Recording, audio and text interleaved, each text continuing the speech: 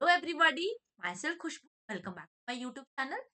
आज जो हम स्टार्ट करेंगे वो बायोलॉजी में 360 में 360 मार्क्स कैसे लाएं। ठीक है।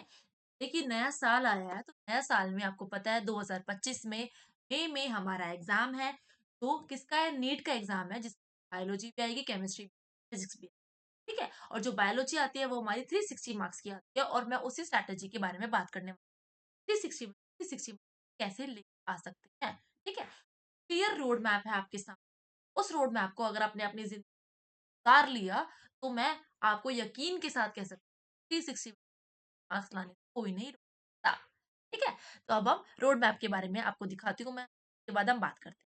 सबसे पहले देखो, एनसीईआरटी की बात करेंगे। एनसीईआरटी में देखो क्या होता है कि अब एग्जाम आता है पास पास, तो एग्जाम में ना बहुत सारे स्ट्रेस में भी होते हैं। ठीक है। बहुत दर बदर भटकते भी, भटकते रहेंगे। यूट्यूब ये वीडियो देखेंगे, वो वीडियो, अलग अलग नोट्स, और इन सब चीज़ों से अपना स्ट्रेस लेवल और बढ़ा।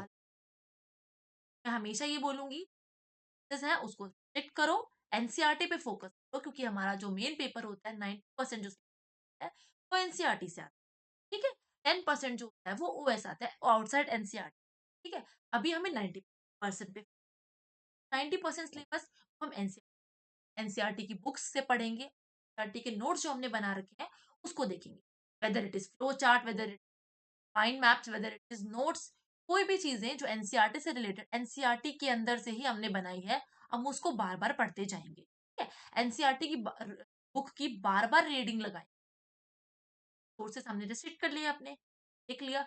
अब उसके बाद उन जो रिसोर्सेज हमने, वो हमारे फ्लो चार्ट थे, माइंड मैप्स थे, नोट्स थे, है ना, एनसीईआरटी की बुक थी, उनको बार बार पढ़ते जाए।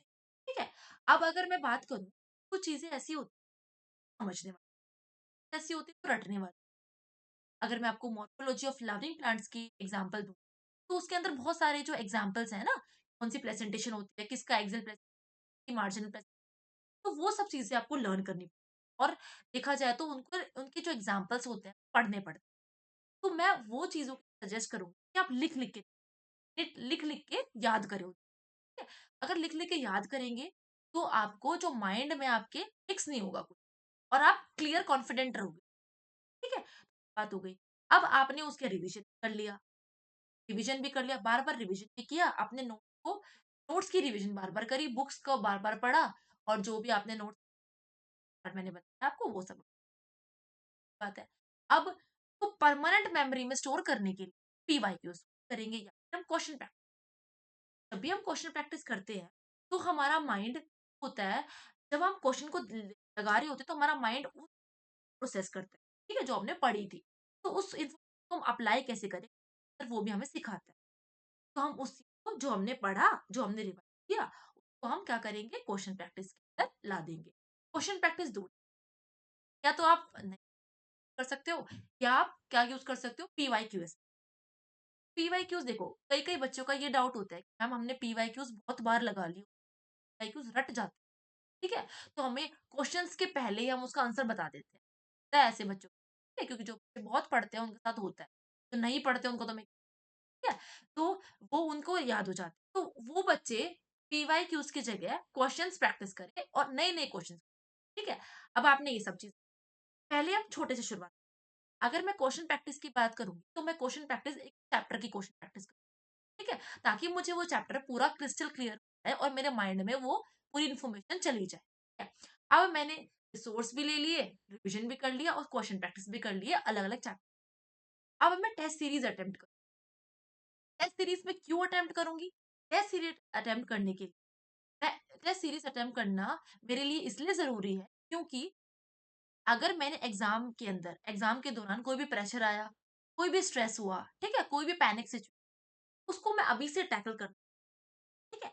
और जो भी मैंने पढ़ा है ना? मेरे दिमाग में एक मिथ है कि मैंने पढ़ा हुआ है। बट अगर मैं एक टेस्ट सीरीज़ सॉल्व करूँगी, उसमें मेरे मार्क्स आएँगे, मैं अपनी इम्प्रूवमेंट देखूँगी, है ना? मैं ये भी देखूँगी मैं क्रैक कर रही हूँ, और अपनी इम्प्रूव देखूँगी कहाँ पे मैं आगे बढ़ रही हूँ, है ना? तो वो सब चीज़ें, छोटी-छोटी चीज़ें, इम्प्रूवमेंट हो रही है या फिर आप डिक्लाइन कर रहे हो, तो वो सब चीज़ें आप अपने टेस्ट सीरीज़ को देख सकते हो, ठीक है? अब इसके अंदर 2 चीज़, अब क्या होता है देखो, बच्चा ना फुली कॉन्फिडेंट, अब बच्चा, कि हम भी उस स्टेज से आ चुके हैं तो हमें पता है, ठीक है?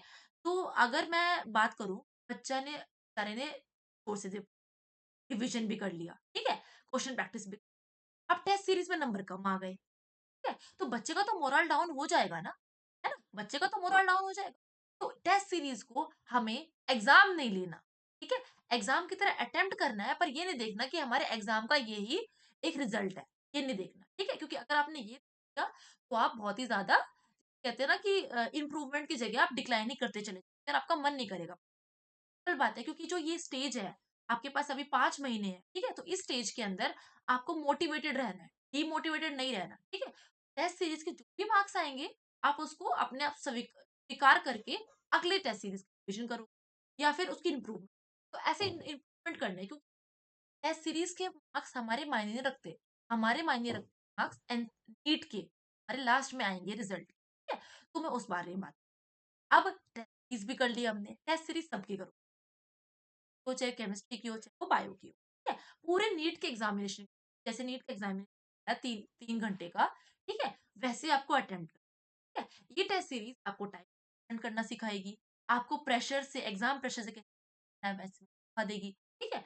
और जो भी बच्चे जो टेस्ट में बहुत एंजाइटी होती है, ठीक है, उनके अंदर कॉन्फिडेंस को बूस्ट अप भी कर, ठीक है। मैं हमेशा ये बात कह रही हूँ, देखो अभी मैं दो पॉसिबिलिटी, या तो कॉन्फिडेंस बूस्ट कर देगी या कॉन्फिडेंस डाउन कर देगी, पर हमें अभी कॉन्फिडेंस, देखो जिन बच्चों को कॉन्फिडेंस बूस्ट हो जाएगा वो ओवर कॉन्फिडेंस भी हो सकते हैं, है ना, और जिनको आता है और जिनके नंबर कम आ रहे हैं वो बेचारे डिमोटिवेटेड।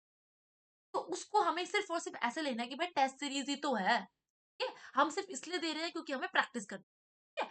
तो हमें जो हमारा टारगेट है वो हमारा नीट है, मई का 2025 का नीट का एग्जाम है, तो हमें टारगेट करना है, ठीक है, तो हमें उस पे फोकस करना है। और ये सब चीजें हमें टाइम मैनेजमेंट ऑब्वियसली बातें सिखा ही देगा, ठीक है।